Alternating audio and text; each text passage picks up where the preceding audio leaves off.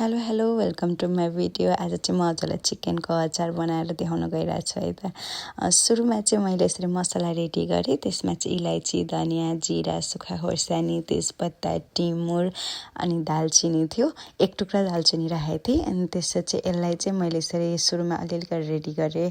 अनि त्यसपछि मैले 800 ग्राम चिकन लिएको थिएँ होइन। त्यसलाई चाहिँ यस्तो मसिनो पारेर काटेर अनि त्यसमा चाहिँ म्यारिनेट गर्न धनियाँ बेसार र खोर्सानी मात्रै राखेको थिएँ कि तर म अब म्यारिनेट गरेर राख्दा पनि हुन्छ 2-3 घन्टा। मसँग चाहिँ टाइम थिएन र मैले म्यारिनेट गरेर त्यसलाई तुरुन्तै एयर फ्राई गरेँ। अरू बेला चाहिँ मैले जहिले पनि तेलमा भुट्थेँ, डिप फ्राई गर्थेँ।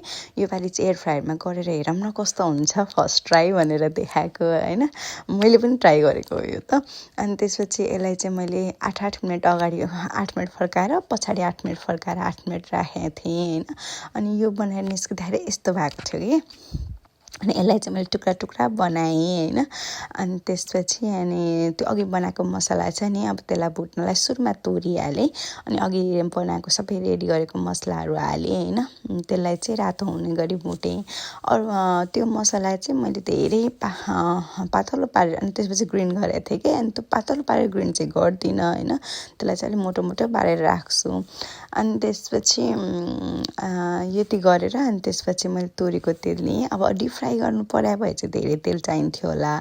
मैले एयर फ्राई गरेको भएर तेल त्यस्तो धेरै चाहिएन। अनि फेरि 1-2 हप्तामै म यो अचार सकिहाल्छ कि। अनि धेरै लङ टर्म राख्ने हो भने चाहिँ अब तेल बढी चाहिन्छ। मैले जब सकिहाल्छ अनि थोरै तेलमै बनाएको हो योपालि।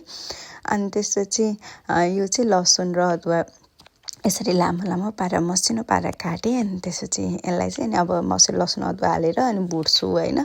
अनि यो रातो हुनुभन्दा अलि अगाडि नै चिकन पनि हालेर सँगै भुट्छु के। अनि दुइटै कुरा चाहिँ अनि एकैचोटि लास्टमा भुटिँदाखेरि अनि रातो भएर आउँछ। यसको मोइस्चर सबै जानपर्छ कि, नभए बिग्रेर आउँछ। अनि त्यसपछि चिल्ली फ्लेक्स हालेँ होइन। अन्त अघिको मसला पनि हालेँ। अनि त्यसपछि अलिकति मिट मसला थियो नि, हो त्यो मिट मसला मसँग थियो अनि त्यही हालेँ होइन। अनि त्यसपछि यति हालेपछि अनि एकछिन भुट्न दिएँ। अनि यति भुटेर अनि अब आफूलाई कति चाहिन्छ नुन चाखेर अलिकति थप्ने हो कि पुग्छ भने पुग्छ। मैले चाहिँ अलिकति चाहिन्छ कि जस्तो लागेर आफूलाई थपेँ होइन। अनि यति राखेर भुटेर अनि त्यसपछि निकालेर साइड गरेर सेलाएँ। अनि सेलाएर माथिबाट पछि लेमन राखेँ होइन। अनि त्यति राखेपछि चाहिँ चिकनको अचार बन्छ। हजुरले पनि ट्राई गर्नु होला, हजुर भन्नु होला कस्तो लाग्यो भनेर होइन। म चाहिँ जहिले पनि यसरी बनाउँछु। अनि त्यसपछि खानासित भयो, कहिलेकाहीँ यसो खाजाहरूसँग खाना साह्रै मिठो हुन्छ कि। अनि हजुर बनाएर कस्तो लाग्यो भन्नु होला है त। Thank you.